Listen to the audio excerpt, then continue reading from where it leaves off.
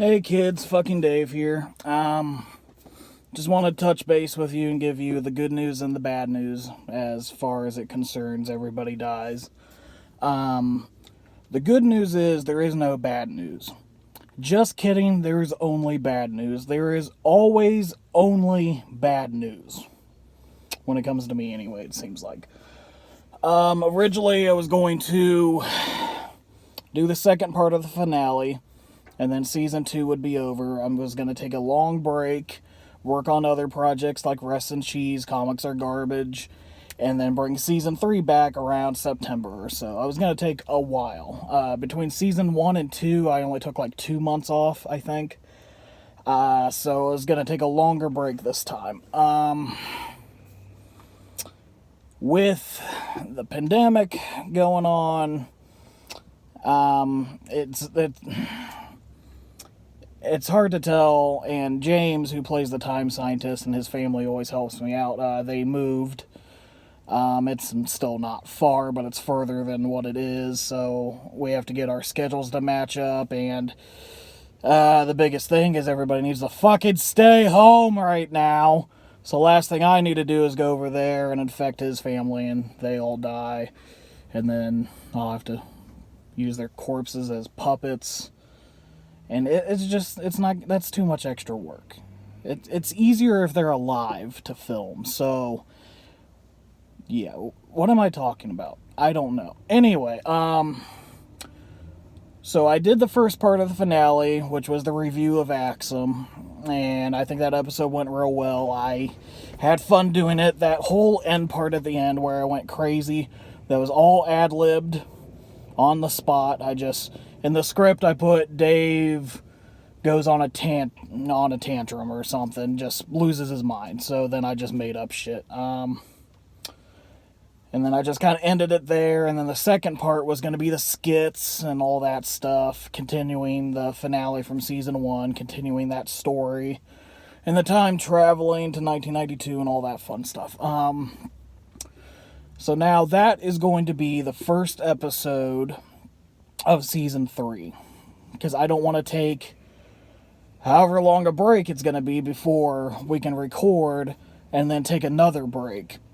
So at least this way that'll give me time to finish writing the script, coming up with ideas, excuse me, all that fun stuff. So I know a lot of you were looking forward to it. I was looking forward to, doing it and editing it and all that fun stuff. God, it is windy as fuck. Anyway, why am I doing this in my car? I don't know. I just got home from work and I figured this was a good time to do it, so fuck it. So yeah, the finale, part 2, will actually be the first episode of season 3. Now, that's going to be... This is confusing. That's going to be part 1, but then I'm still going to review another movie for that first episode, so it'll still be in parts. They just may or may not be connected, and they may or may not come out at the same time either, so I'm not going to announce what it is. I already know all the movies I'm reviewing for season 3. I pretty much had that list made up when I made season 2.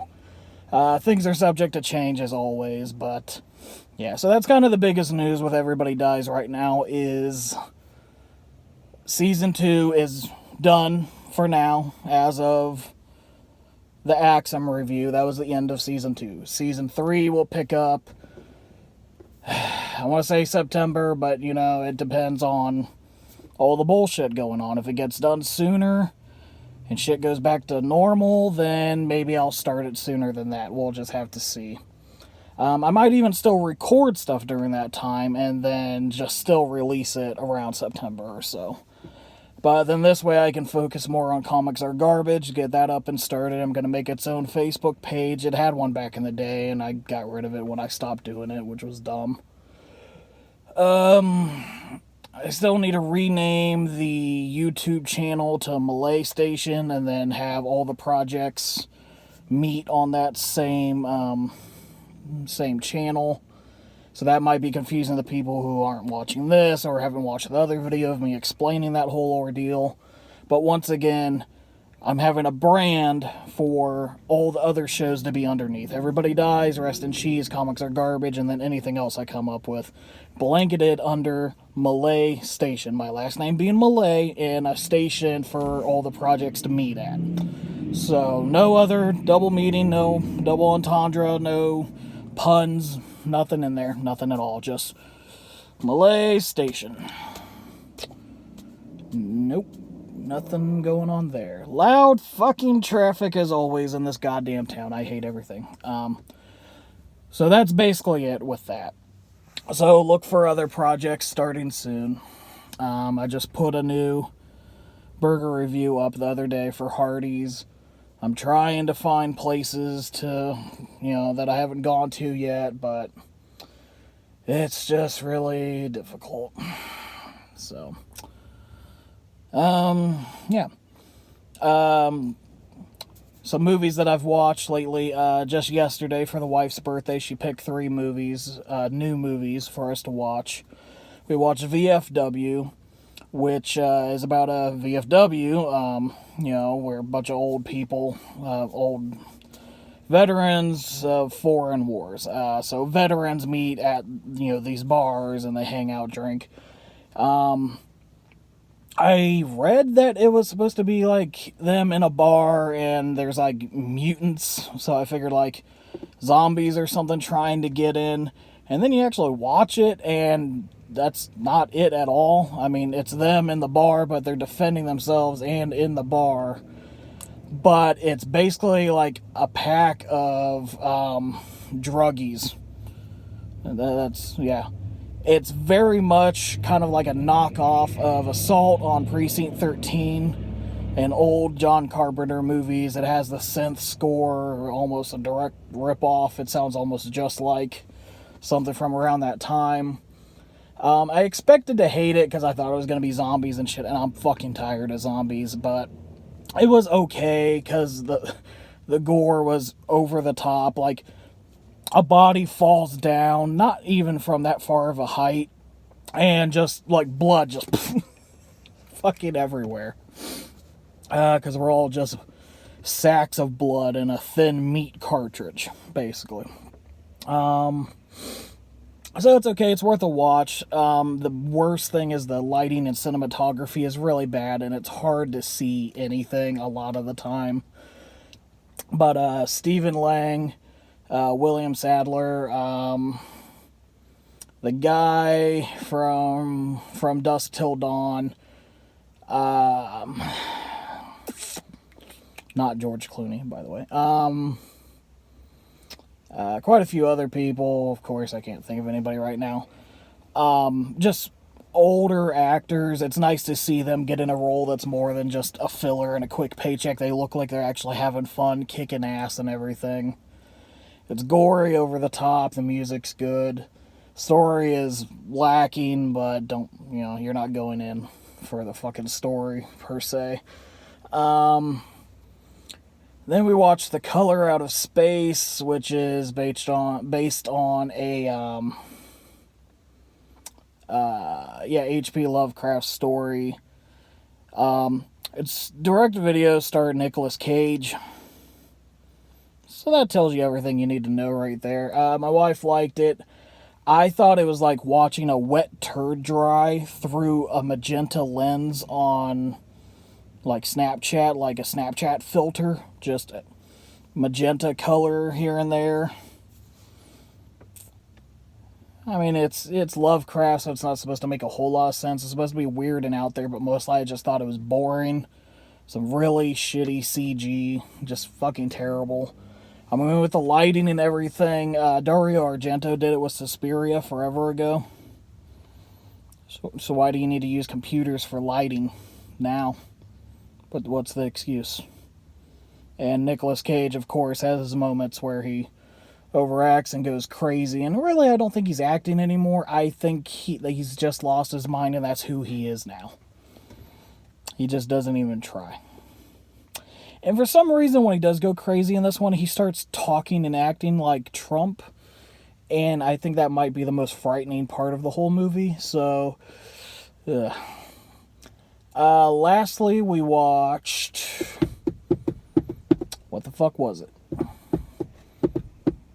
Can't fucking remember now. Holy shit.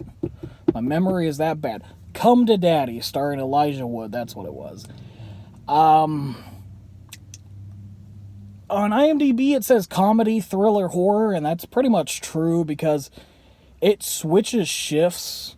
Like, you think it's this kind of movie, and then, like, 20 minutes in, it just stops and becomes a completely different movie, and then it stops and becomes something else. I didn't really care for it that much, but it was worth a watch, I guess, because it was weird and different, and that's kind of what Elijah Wood goes for nowadays. He'll do almost any project that's, like, kind of out there and weird. I love the guy, but he's been in some real crap lately, but, he's a phenomenal actor. I honestly forget that he started out as a child actor, because most child actors just turn to shit, and he has only gotten better. Case in point, the Maniac remake, he was amazing in that. It probably would have been terrible otherwise, but he was so good in it that, I hate remakes, but fuck, that one was good. So those are 3 movies we watched last night. Other stuff lately in the past week or so that I've watched, my memory's so shit, I don't even know anymore. I watched Camp Blood 8, just because I'll still watch them, so then I can bitch about them. People complain that I hate things without ever watching them. There's a lot of times I know I'm going to hate it, so then when I do watch and I hate it, there you go.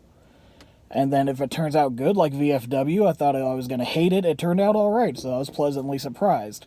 So always keep your expectations low. But back to Camp Blood, speaking of low expectations. I love Camp Blood 1, 2, and Within the Woods, which is technically number 3, by Brad Sykes, the original director.